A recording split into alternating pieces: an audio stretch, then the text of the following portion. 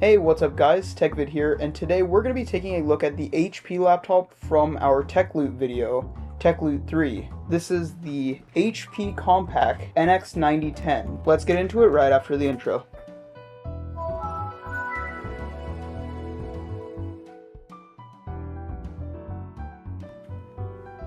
So in Tech Loot 3, we had activated Windows XP on this computer by calling up the phone lines that Microsoft somehow still has active to this day. And I'm pretty sure this thing should be fully charged from the last video, as I haven't actually used it since then. Let's test that theory. Shut your It's time to go ahead and boot it up.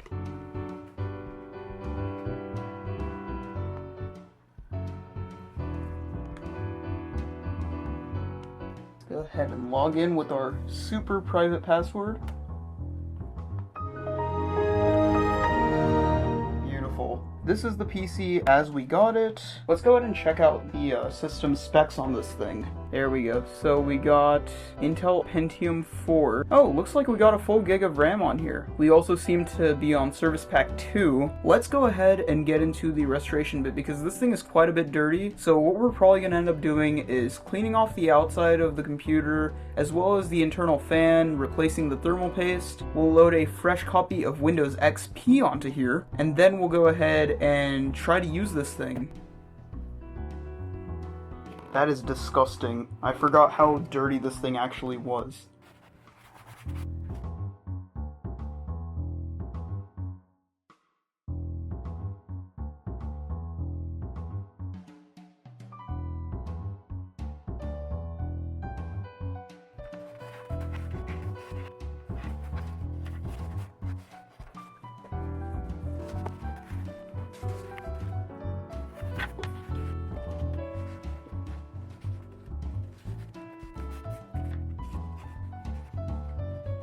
I think the rest of this we should probably just scrape off using this spudger.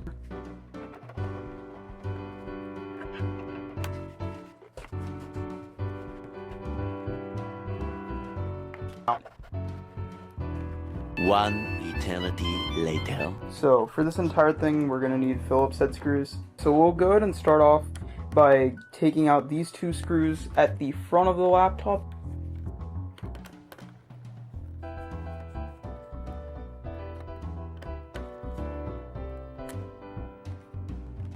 Seems to have just been caught by the laptop's lid.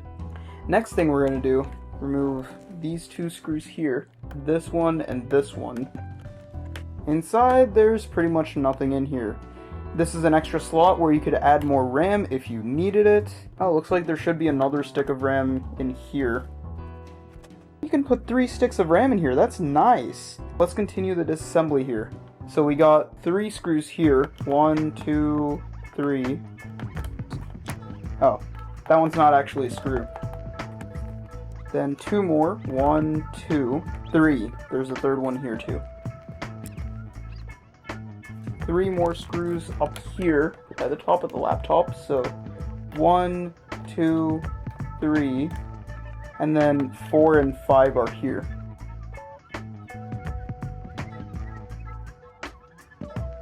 One thing I'm noticing is that there seems to be quite a lot of formation of rust happening on the top of these screws.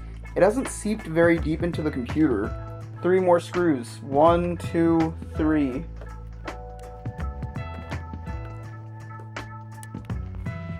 Next we'll go ahead and get this screw out next to the product key.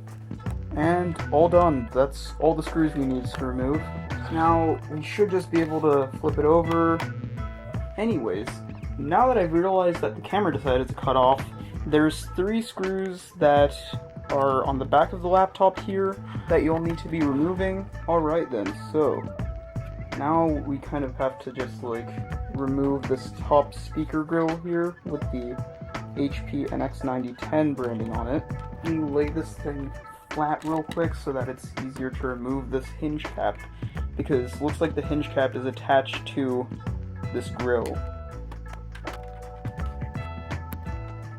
There we go. Hey, there's a dead bug in there! What's up, bro? Welcome to the outdoors. It's probably been over 20 years since you died inside of this computer. I'm I'm gonna stop talking to a dead bug and get back to work now. Let's go ahead and move this a bit. Then we'll take this napkin and get dead buggy boy out of here. Anyways, back to this disassembly. Now let's go ahead and get this cable out of here. There we go. And then we have 3 newly exposed screws. The screws we need to remove are this one, this one, this one. Oh, and this 4th one down here.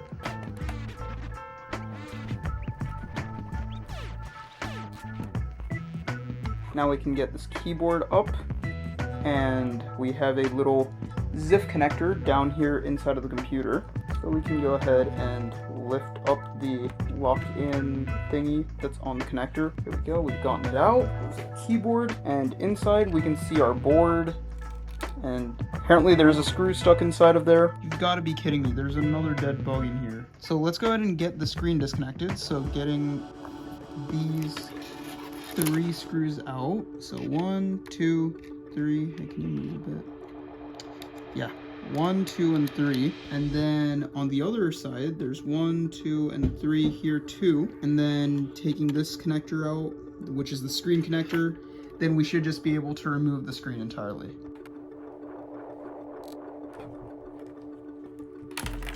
Whoop.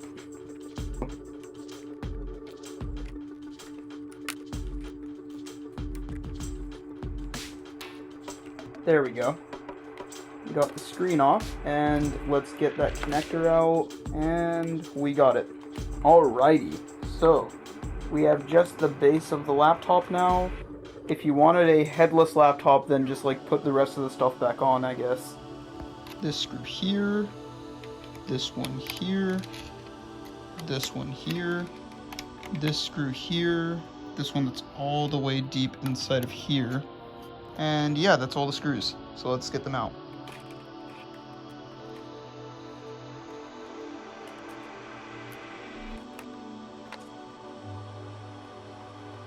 Alright, then once we've gotten those screws out, we can go ahead and lift the casing up. Just when I was about to say that this laptop is so repairable, there's a hidden screw down here under where the battery was. It's in here. Then we can go ahead and flip the laptop back over. And now we should just be able to up and, yep, there we go. Yep, make sure to disconnect this Panasonic cable here, that's for the trackpad, as well as the smaller connector that, oh no wait, that wasn't for the trackpad, that's probably for the status LEDs, and then the smaller one for the trackpad. And there we go, that's, there's the top case, and it's in disgusting, I do not doubt that there was something that rusted up inside of here now. Because just look at this. Yeah, that is rust if I've ever seen it. This thing has been in disgusting conditions. Now inside of here we have our massive cables. There's another dead bug here. I don't know why there's so many dead bugs, but there are.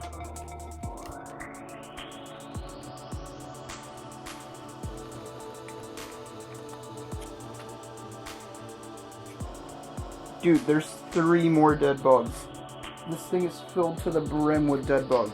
A bug collector's dream right here. Unfortunately, I am not a bug collector. I am a computer collector.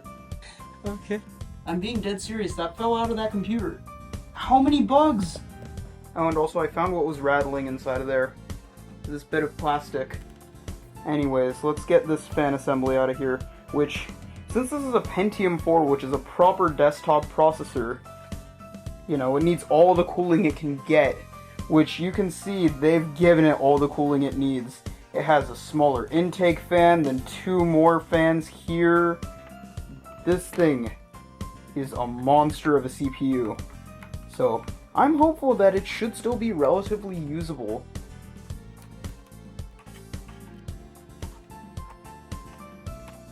So after we've gotten those bracket screws out, we can get the 2 fan connectors out. So they're right next to each of the fans that they respectively power. And there we go. There's another bug. And yeah, here's our Pentium 4 CPU. Really nice. 2 bugs in the same area. Dude, there's one behind this screw standoff, and there's one here. There's a... How do I keep missing these bugs on first look? I see them, like, I look at the specific part of the computer, and then I see another one when I look back. Here, this one. Oh, and that one was, like, really brittle. It snapped when I picked it up. I could feel it crunching around. Oh, to those of you who are scared of bugs, you know, warning, I guess. Here's my advanced bug cleaning technique.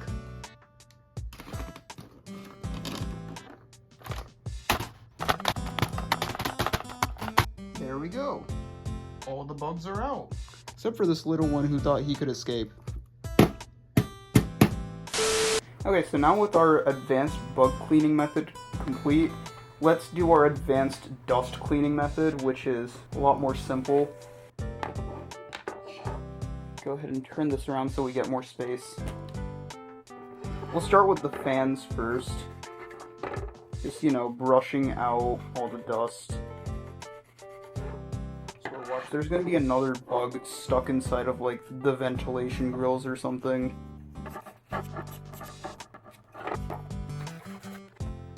Dude, there's a huge dust bunny in here. Finally, something that's not an insect. And I think I've lost said dust bunny. I think I need to just open up the fan.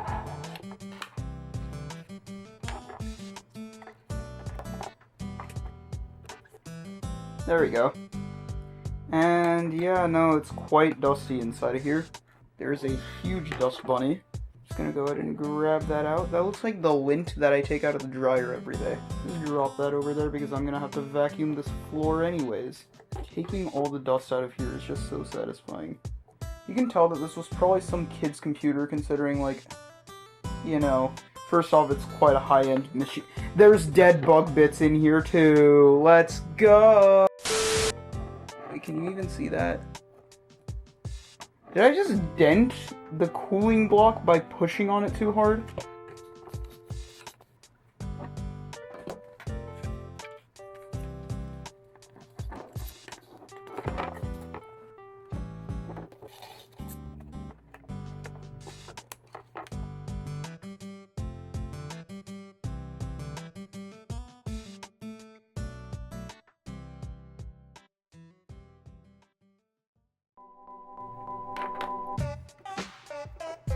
There we go, there's the other fan. Editor, can we get, like, a live count of the number of bugs that we've seen so far? Okay, it fell out, but, like, let me go and get something mixed up to get rid of all this corrosion, because there's too much of it at this point. Yeah, there we go. So, like, that green stuff on there, that is most definitely rust. Okay, guys, so here we are back with some rust cleaning solution and a new brush. So let's go ahead and get the dust out of here real quick, the last few bits of it. Should I be wearing a mask for this? It's like quite a lot of dust flying out.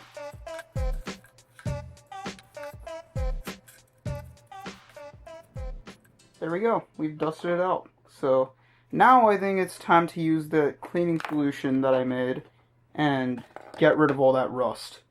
Okay then, so here's our cleaning solution, and we're just gonna brush it on a little bit on the rust affected areas.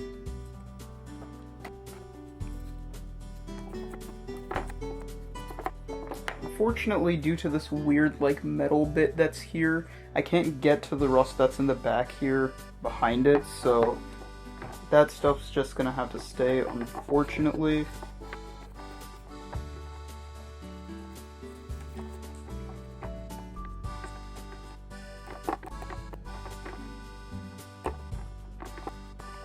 So that side's about as good as we're gonna be able to get it with this.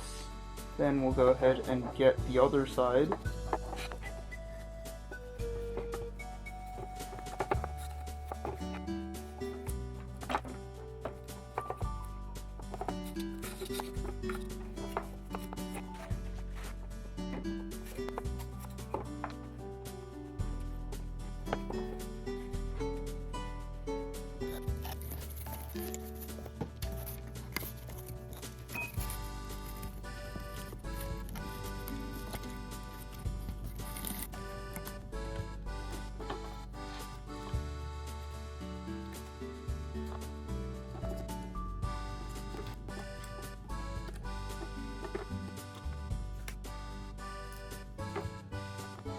There we go. There's that assembly all cleaned up now. Let's go ahead and get the main computer back here.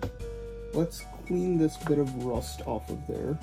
It's like putting a bit of the baking soda solution onto this area here.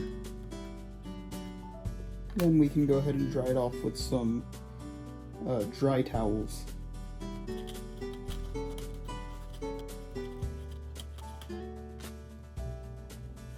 Okay guys, so change of plans. We're just going to go ahead and take the entire board out because this is getting harder to clean in this current state. So let's go ahead and do that. First off, there is a screw up here that we'll need to remove. Then go ahead and get the fan out. It has one connector that was right here. So once you've gotten that connector out, we can go ahead and just remove it. Then there's one more screw over here. So the fan connector was up here, the first screw was here, and now a second screw here. So I'm going to remove that. Okay, and also make sure to remove the screw for the disk drive, which is right here, next to the connection point. Remove the screws, the 3 screws on this top metal plate here. There's 2 more screws. Then there's one screw with an arrow pointing to it on the motherboard, right here next to the hard drive connector. Go ahead and remove that. 2 more screws.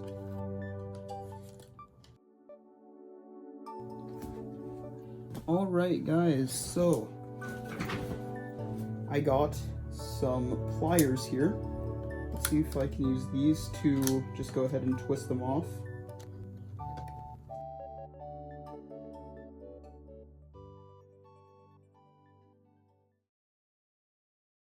Finally, all 4 of them are out.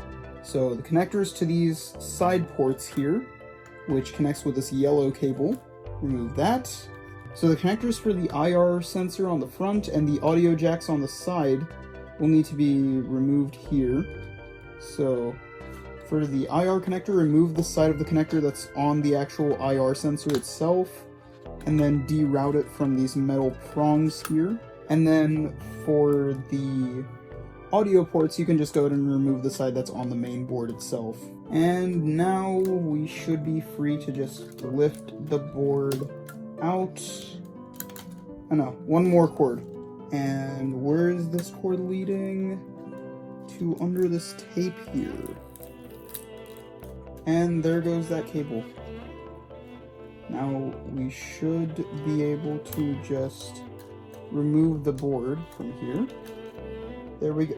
Dude, how many more bugs? I'm actually, like... Okay, so how many bugs do we got here? We got 1, 2, 3, 4. They keep crunching under the paper. Hey guys, maybe if we hit 1,000 subscribers in a week, we'll get ASMR bug crunching on this channel. Yeah, we're pretty bug-free now. Let's clean off the rest of this rust in a safer manner. So wherever I put that, there's our cleaning liquid in this cup. And let's get the spudger here and start layering the rust with some sodium. I mean, not sodium. What is that stuff called? Baking soda. That's what. It's already... Ooh, I wish I could film this. Hold on. Let's switch cameras real quick.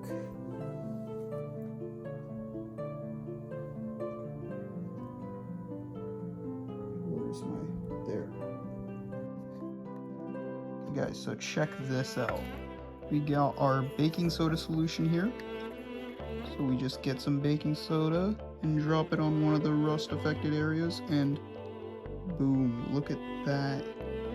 Alright then guys, so here's what the newly cleaned area looks like. This used to be pretty red, like spotted red. Now it's pretty nice. This used to be completely red.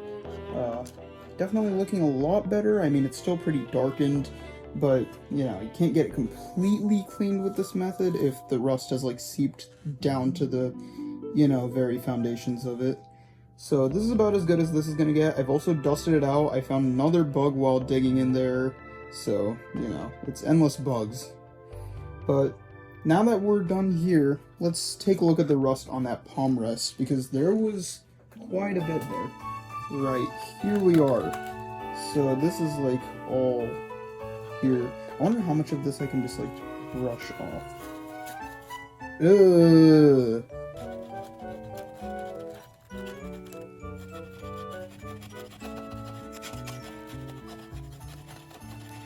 This thing is literally rusting away as we speak.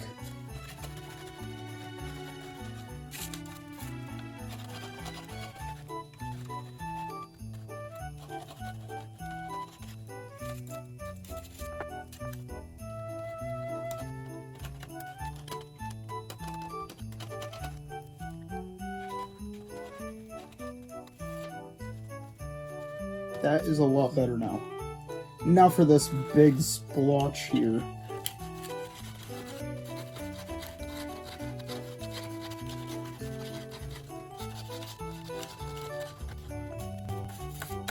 Brushing off this rust gives like a really cool effect on camera, but you know, my desk is gonna be so dirty after this.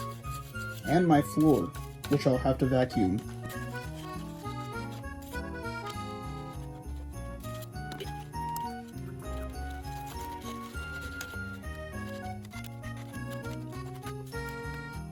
There we go. So I'm pretty sure that's about as clean as we're gonna get this thing. There we go. That's top casing, and that's about all we needed to clean here. So let's get this board put back in. Make sure that we don't get any trapped wires as we're putting this back in. Those ones, and this third one. There we go. In right, then we can go ahead and reconnect the IR sensors cable, then reconnecting the side audio connection cable, then getting this cable back in, and then last but not least, this one that was under the hard drive bracket. Okay then guys, so now let's go ahead and get those standoffs put back on. Alright guys, now that we've gotten that off, let's go ahead and get these screws put back in one by one. 1, 2, 3, and 4, which are the two from up here near the VGA and DVI ports. Then the 3 from this metal shield here.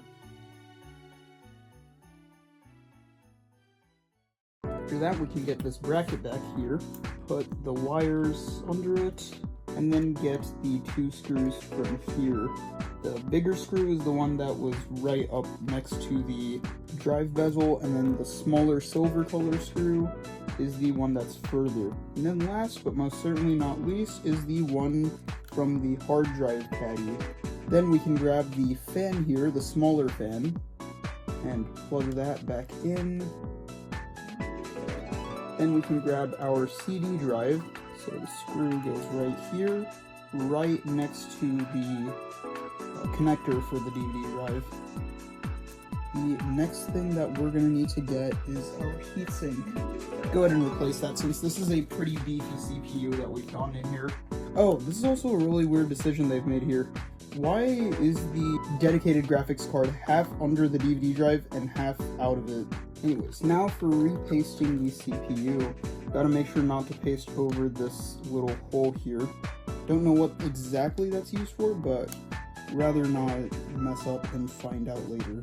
Paste it over the CPU. Now it's time for us to get that heatsink back in. Now it's time to screw the heatsink back on. So now to reconnect the 2 fan connectors, let's go ahead and make sure that the connections are going through right. Then get this. Then just go ahead and close this back up. Get the trackpad and the other larger cable plugged in. Now let's go ahead and get these screws for this top casing here back in. So one right here in this hole. Then we can get this screw back in over here, right under this button strip here. Now for the 3 screws that go in here. So 3 screws, one goes here, another goes here, and then the other goes here. There's that. Let's go ahead and get the keyboard. Push it down so that it locks. There. And get the 4 screws for it. That's the wrong tool.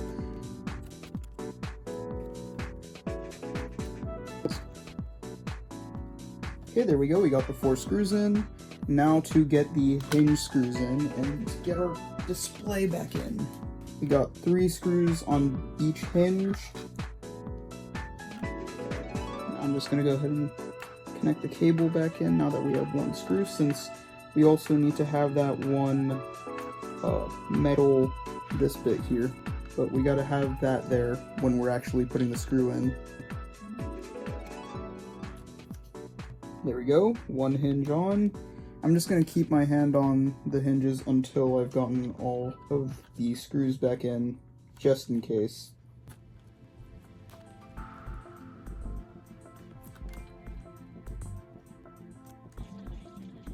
I can go ahead and let go of the screen, and there we go. It's nice and sturdy. Getting the speakers, oh, I don't know why I tilted the hinge, connect its cable back. Now we can go ahead and slot this in from the power button side first.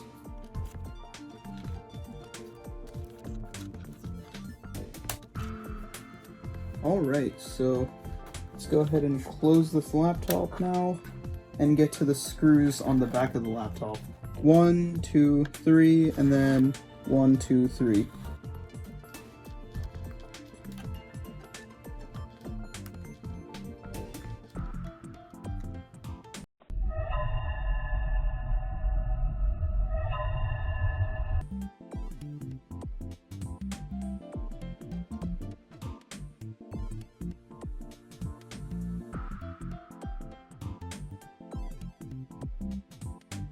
Anyways, now that we're back, let's go ahead and clean off the exterior of this laptop.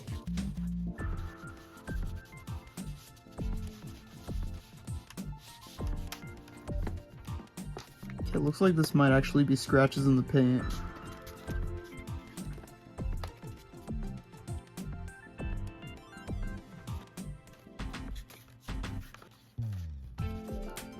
Let's go ahead and wipe off the screen with a fresh wet wipe. Let's clean off the trackpad and palm rest using this.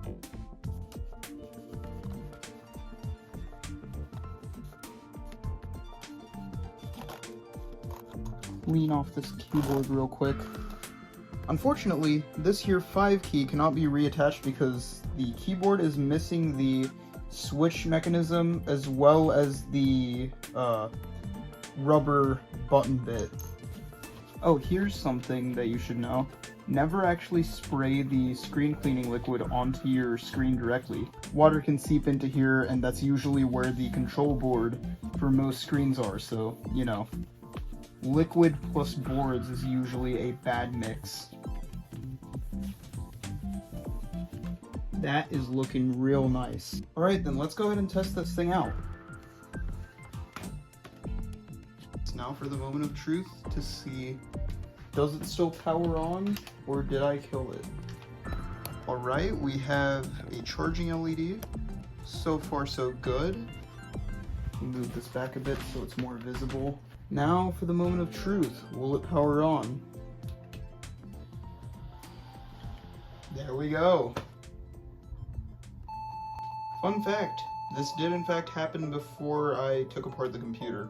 Yeah, I don't know why it does that. It starts beeping at me for a good couple seconds, then it starts booting properly. So, I don't know what's up.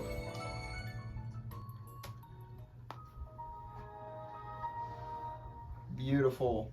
So I think the next steps now is to perform a clean install of Windows, because there is still stuff on here. But real quick, I kind of want to go into the classic Windows Media Player menu here. Yeah. Oh, apparently it's playing stuff.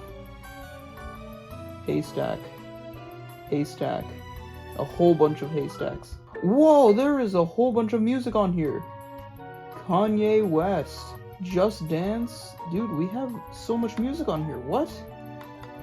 That's insane. Lollipop, In the Club, proper classics. Is this just, yeah, this is the same song again. Now, we'll be back to go ahead and test out how some games run on here right after this break because it's getting late and I'm getting tired. So let's shut this down.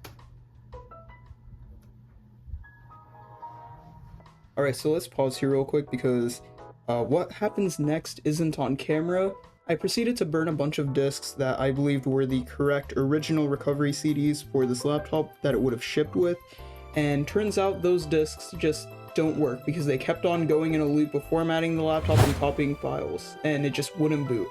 So then I had to go and look for more discs, and I did find something that was for a different model of HP laptop. I believe it was a Pavilion ZE5400, and that ended up working. So what you're about to see is the footage of what happens after I've completely restored it and set it back up. Alright guys, so the lighting looks quite gamery, so let's go ahead and get into some gaming using this laptop. Now, the only game I have here for this laptop that supports XP is Star Wars Battlefront 2. So we're gonna go ahead and load up some of that.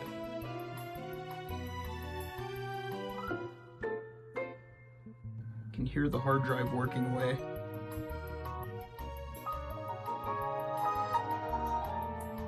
Beauty. Alright guys, so the computer now recognizes our flash drive, so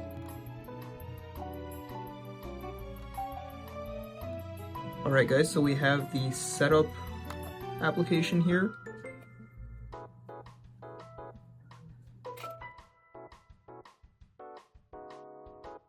And now we wait.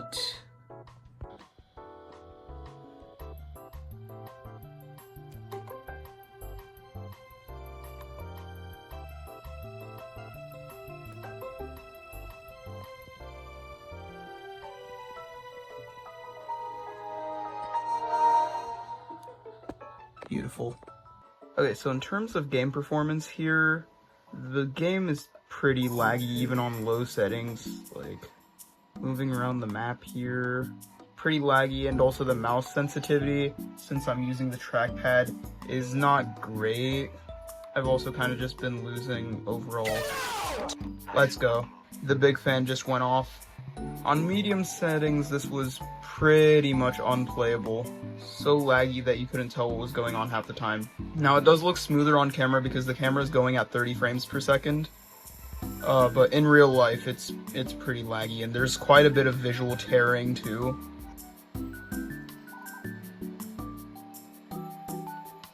Yeah, so you can see the CPU usage spiking up when the game's actually running.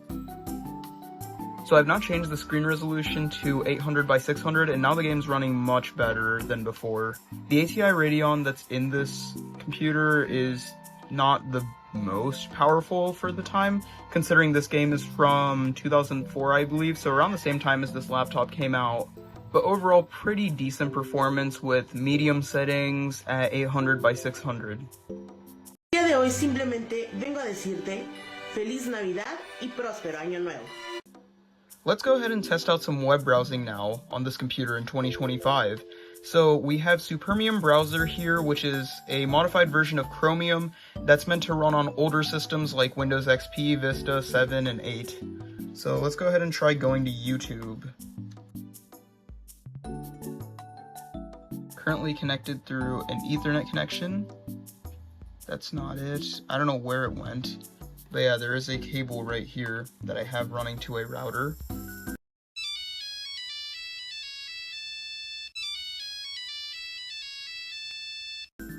Yeah, so it can't sync with time.windows.com due to the date and time being so far off. So I just changed the time manually. Hopefully we're faring better off. Already our CPU is completely maxed out. We are at 100% usage. How much is available? Only about half of our RAM's being used, so not bad. Not even half. Oh my god, YouTube's loading. You can see the outlines of stuff. it's taking this long to load the website, then I fear for how long it'll take to actually load a video. The thing is, I'm only probably going to test a maximum of 720p on here because this display is 1024 by 768.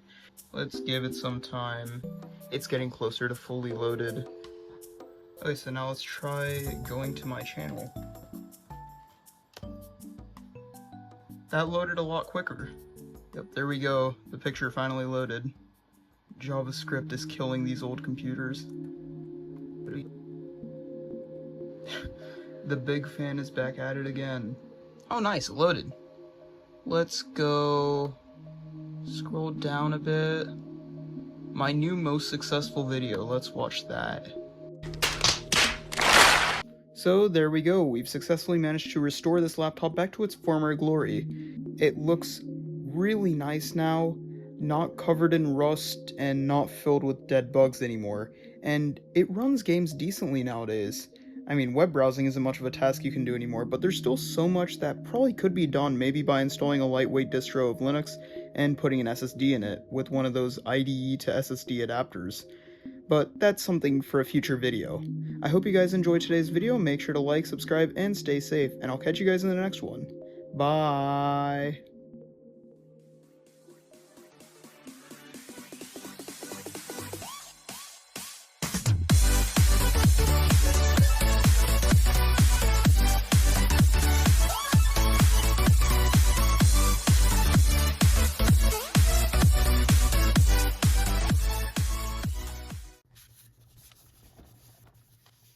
You want to see how much rust was all over my table? Don't smoke, kids. Otherwise your insides will look like this.